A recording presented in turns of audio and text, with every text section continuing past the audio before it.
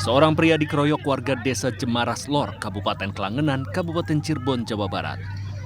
Pelaku terpergok saat akan mencuri sepeda motor milik seorang warga. Pelaku pun babak belur dihajar massa, bahkan celana pelaku dibuka dan nyaris telanjang, kemudian diarak keliling desa. Tak lama kemudian, aparat Satreskrim Polresta Cirebon datang ke lokasi dan mengamankan pelaku dari amukan warga.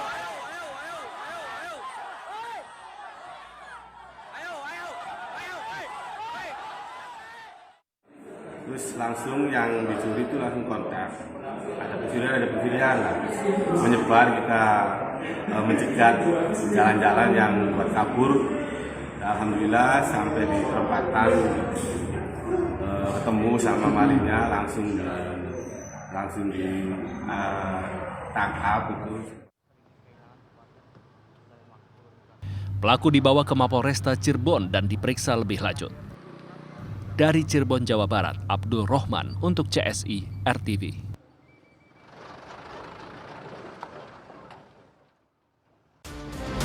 TKP 8787 Lombok Pati.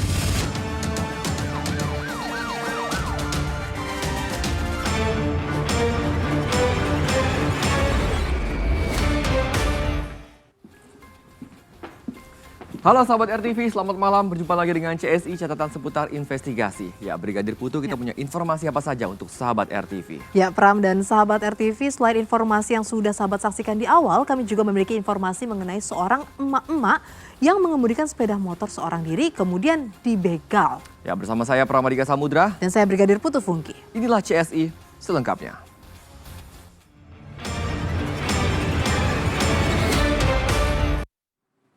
Sahabat, kita awali CSI hari ini dengan informasi penganiayaan terhadap seorang taruna Sekolah Tinggi Ilmu Pelayaran atau STIP Jakarta.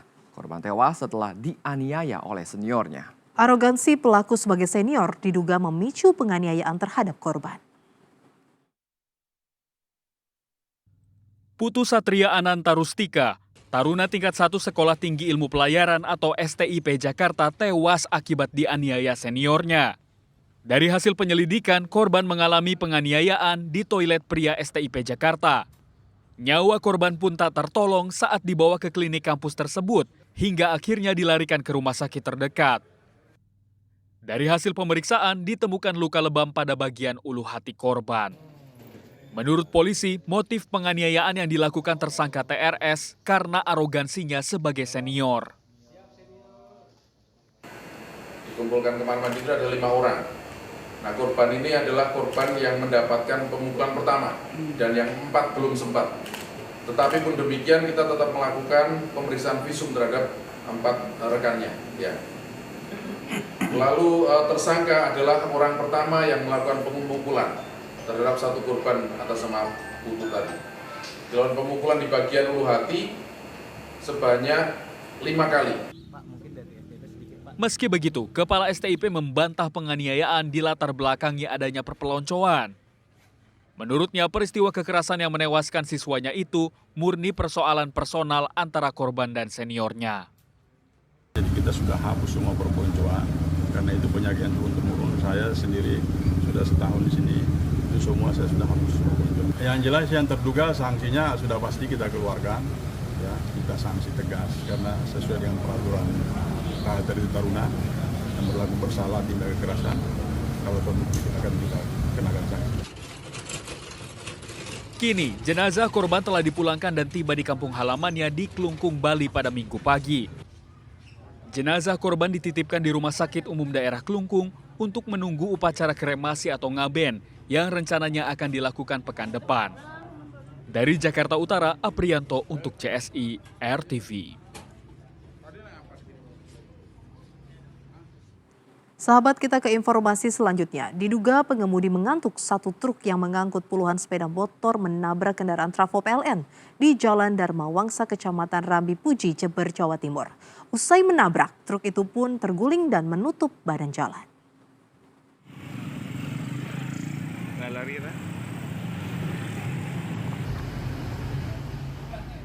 Satu unit truk yang mengangkut puluhan sepeda motor terguling di Jalan Dharma Wangsa, Kecamatan Rambi Puji, Jember, Jawa Timur.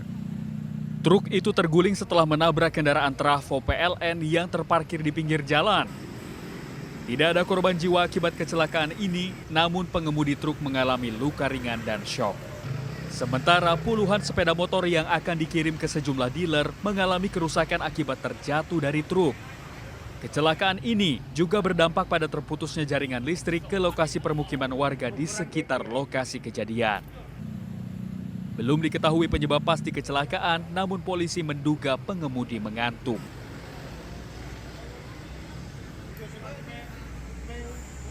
Saat ditanyain nggak tahu seperti orang linglung itu. Apa alasannya ditanya tadi, Pak? Katanya apa? Serempet bis itu. Tapi bisnya tidak ada. Para kelas sudah langsung keluar saya keluar kelihatan ini sudah rubuh. Pengemudi diduga dalam kondisi mengantuk dan kendaraan oleng ke sebelah kiri, yang mana di sebelah kiri jalan atau tepatnya di sebelah utara itu ada kendaraan powerbank milik PLN atau kendaraan trafo milik PLN. Setelah sempat menutup akses jalan, badan truk yang terguling bisa dievakuasi petugas. Arus lalu lintas dari Surabaya menuju Jember dan sebaliknya bisa dilalui kembali. Kasus kecelakaan ini kemudian ditangani aparat Satlantas Polres Jember. Dari Jember, Jawa Timur, Galih Mega untuk CSI RTV. Sahabat, 2 kurir narkoba diringkus di gerbang tol Kertajati, Jawa Barat. Sementara itu, di Kampar Riau seorang pria tega membunuh teman kencannya untuk melampiaskan kekesalannya saat mengetahui istrinya berselingkuh. Ya, selengkapnya kami sajikan rangkuman sejumlah berita dalam Kilas Balik Sepekan. Ya. Ini dia berhenti di 16.24, berarti itu 16:34 ya, lebih 10 menit ya. Rekaman kamera CCTV sebuah mobil yang tengah melaju dari garasi, namun tiba-tiba menabrak mobil lain di perumahan warga kawasan Mampang, Jakarta Selatan ini menjadi viral. Dia berhenti, mungkin nggak tahu ada hubungan siapa, nelpon siapa atau gimana. Ternyata di dalam mobil tersebut terdapat anggota Polri dari Polresta Manado, Sulawesi Utara, Brigadir RA. Menurut saksi, terdengar suara letusan sebelum mobil tersebut menabrak kendaraan lain yang terparkir. Dari hasil olah TKP, polisi mendapati luka di pelipis kepala kanan yang tembus ke kiri pada jasad korban, serta lubang bekas tembakan di atap mobil. Satu pucuk senjata api jenis HS berkaliber 9 mm pun diamankan. Usai dibawa keluarga korban dari ruang forensik Rumah Sakit Polri Kramat Jati, Jakarta Timur, jenazah korban langsung diterbangkan ke Manado untuk dimakamkan. Pihak keluarga pun menyampaikan telah menerima fakta kejadian atas kasus dugaan bunuh diri Brigadir RA yang disampaikan oleh polisi.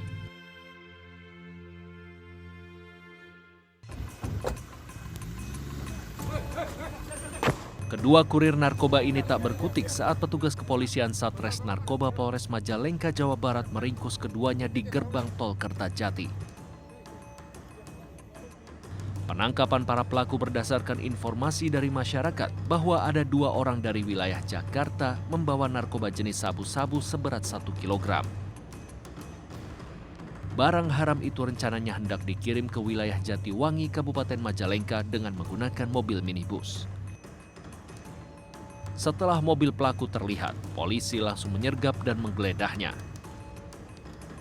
Barang bukti disimpan di bawah jok belakang sopir dan dibungkus dengan plastik teh herbal untuk mengelabui petugas.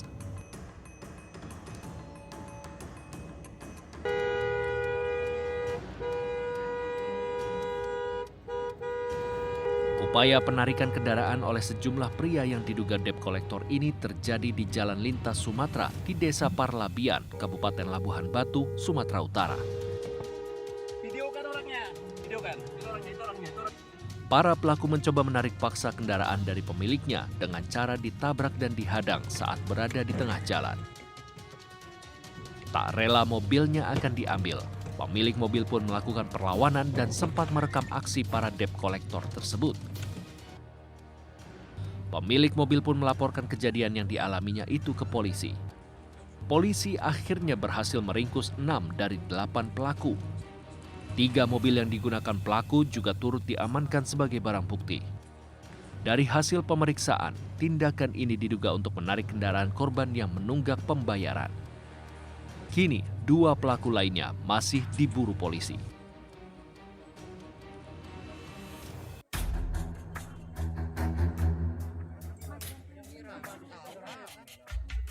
Penemuan jasad wanita tanpa busana sempat menggegerkan warga desa Muara Mahat, Kampar Riau. Jasad tersebut ditemukan di semak-semak area perkebunan sawit dengan kondisi penuh luka dan bekas jeratan kabel di leher. Polisi akhirnya berhasil menangkap pelaku di sebuah pondok pesantren yang menjadi tempat persembunyiannya. Diduga korban merupakan teman kencan yang baru saja ditemui pelaku. Korban menjadi pelampiasan kekesalan pelaku lantaran pelaku mendapati istrinya berselingkuh. Sebelumnya kau bilang sakit hati sama istri kau, makanya kau lihat wanita itu benci. Iya, Pak. Iya kan? Atas perbuatannya, pelaku terancam pidana maksimal 15 tahun penjara.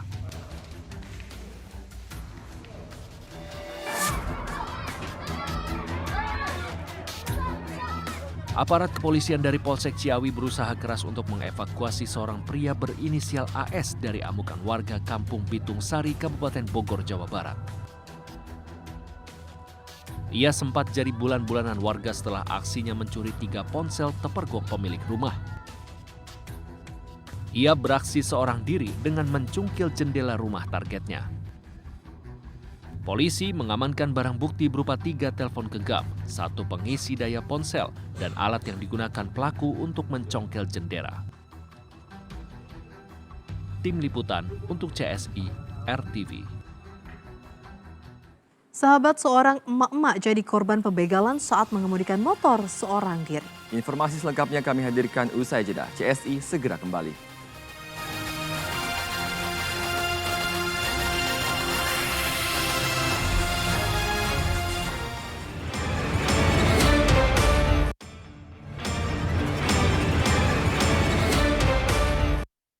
Terima kasih Anda masih menyaksikan catatan seputar investigasi. Sahabat RTV, kios beras di Jalan Batu Jajar, Kabupaten Bandung Barat dibobol komplotan pencuri. Para pelaku menggasak puluhan karung beras yang nilainya mencapai 15 juta rupiah.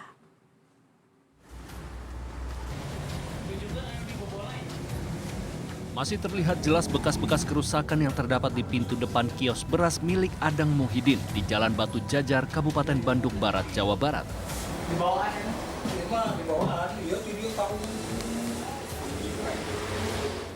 Puluhan karung beras jenis premium ludes digasak komplotan pencuri yang diduga berjumlah 5 orang.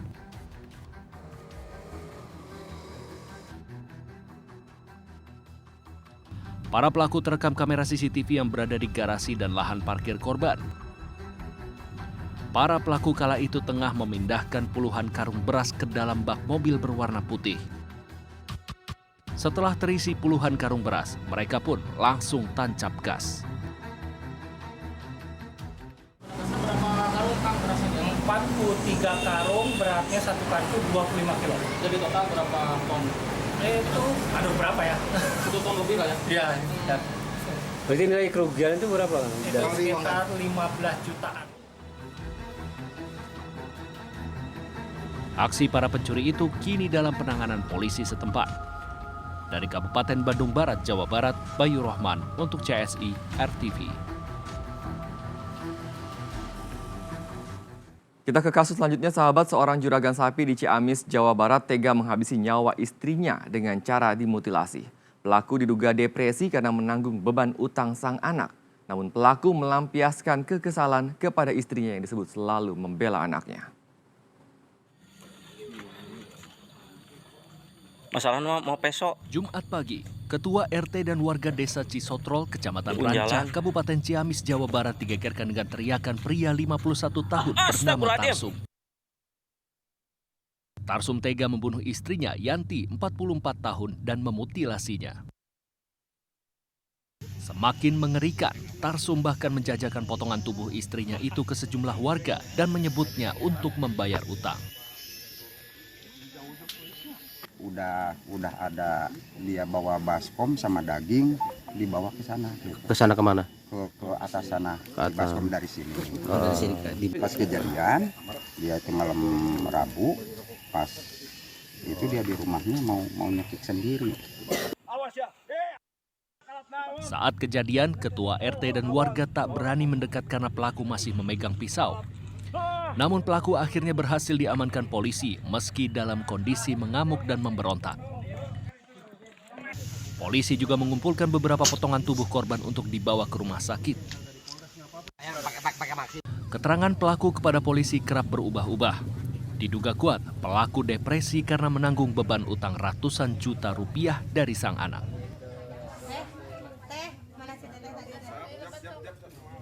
Pengakuan pelaku memang memukul istrinya dari belakang, di bagian kepala belakang, kemudian bagian depan.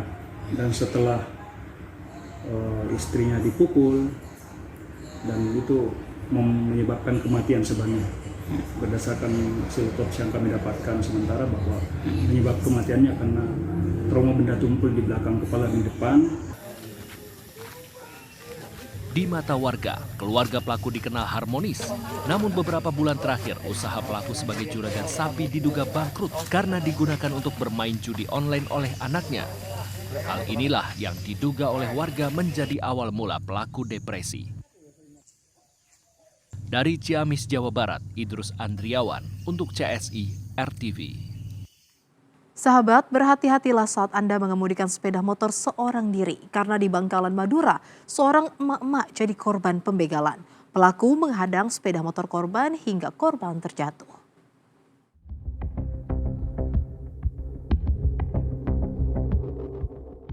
Seorang emak-emak jadi korban pembegalan saat ia mengemudikan sepeda motornya di kawasan Bangkalan, Madura.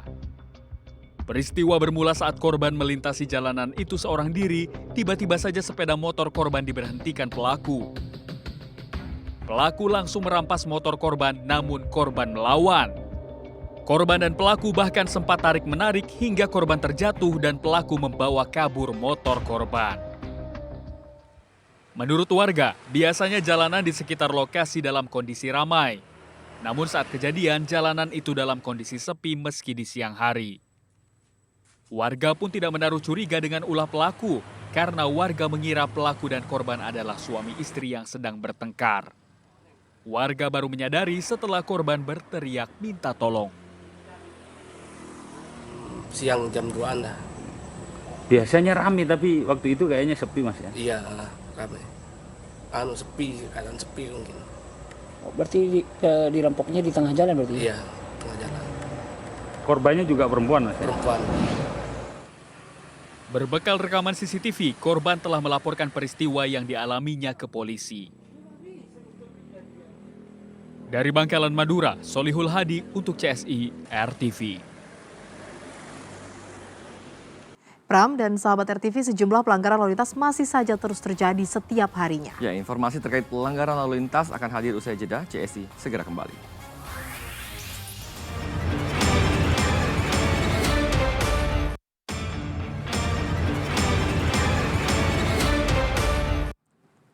Anda kembali bersama kami. Sahabat, pelanggaran lalu lintas terjadi hampir setiap hari. Dan kali ini, pelanggaran lalu lintas apa yang sudah terekam? Mari kita lihat bersama videonya. Ya sahabat, dapat kita lihat bersama ya, kali ini ada pelanggaran apa?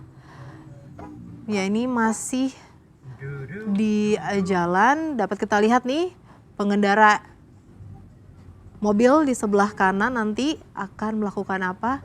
Dan itu dia akan berbelok kanan. Kemudian ada bus Transjakarta yang akan melintas lurus. Sedangkan kalau kita lihat lagi videonya sahabat, di situ terpasang rambu-rambu dilarang untuk belok kanan ataupun putar balik. Itu sangat jelas terlihat di sebelah kanan. Nah, ya sahabat, itulah mengapa pentingnya kita berkendara harus penuh konsentrasi agar kita dapat melihat situasi di sekeliling kita. Apakah ada rambu-rambu terpasang ataupun kendaraan dari arah mana yang akan melintas. Adanya rambu-rambu itu penting loh sahabat, bukan hanya sekedar pajangan. Dengan adanya rambu-rambu bisa mengatur situasi arus lalu lintas supaya kendaraan tertib sehingga masyarakat bisa berkendara dengan aman dan nyaman. Selain itu dalam Undang-Undang Lalu Lintas dan Angkutan Jalan melanggar rambu-rambu ada sanksinya loh, denda 500.000 atau kurungan 2 bulan sesuai dengan pasal 287 ayat 2.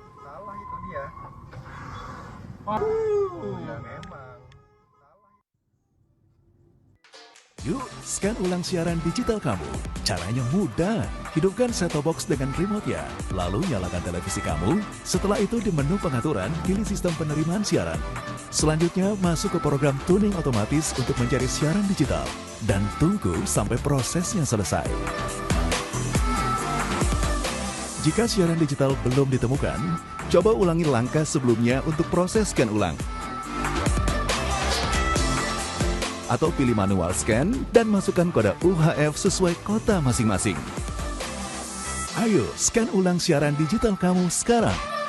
Jika ada kendala siaran RTV, hubungi semua sosial media atau website RTV.